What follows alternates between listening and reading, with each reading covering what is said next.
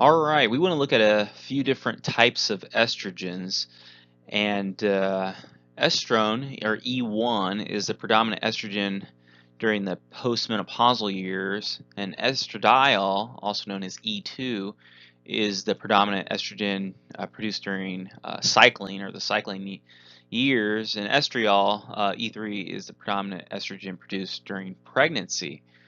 And it's important to know, we've already talked about DHEA, and you can kind of see how it can actually follow this line and produce the estrogens, but it's also important to look at testosterone um, and how it shuttles down to estradiol through this pathway here. And this can be accomplished through the enzyme aromatase, which I think maybe some of you may have heard of this enzyme, especially for people that have a high estrogen.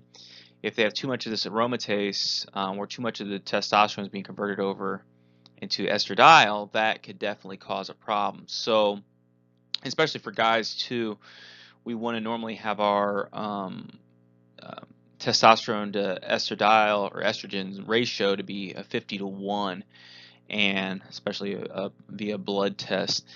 And a lot of people, unfortunately, if they have too much of this aromatase, they will basically have a much lower ratio, more like 8-to-1. So it's important to make sure we're not eating things that are going to be promoting aromatase, and maybe eating things that also help inhibit it.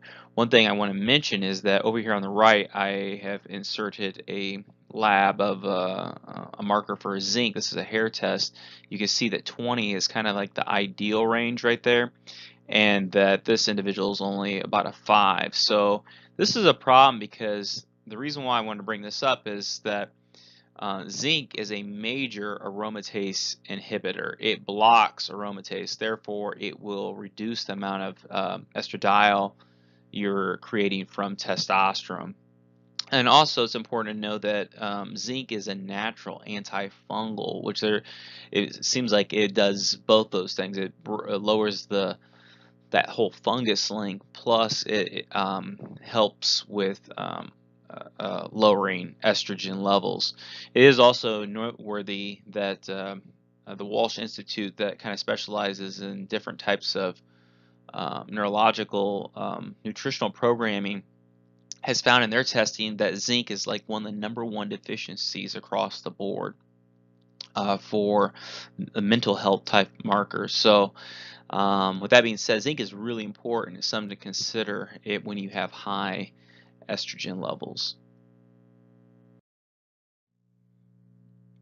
Now, one cool thing about the Dutch lab, it actually assesses the E1, E2, and E3. As you can see at the top of this test, all three of these are marked right here. And you can get an idea where someone's at. For example, this individual on the E2 marker in the middle here, they're outside of their optimal ranges between the stars, which is 1.8 to 4.5, and this individual is 6.1. So it can tell you what's kind of going on just with their values, but it gives a lot more information than that. It also tells you the pathways in which they're metabolizing, and this is critically important because there is a protective pathway, and the other ones are very carcinogenic and can actually be can damage DNA if you find them to be going down the wrong pathway. So this has a lot to do with liver function, and it's an assessment of the different phases of detoxification via the liver, phase 1 and phase 2. And we can actually see how well the body is methylating down here on the left corner here. Like, for example, this individual is not methylating the way they want to, actually a very low marker here.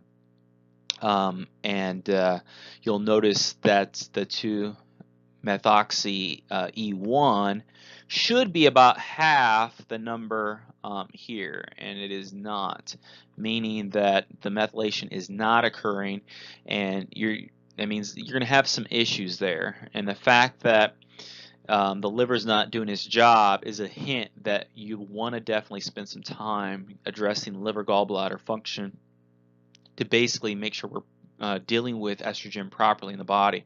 This is a very good lab in the case of looking for cancerous type things and abnormal estrogen levels, DNA issues.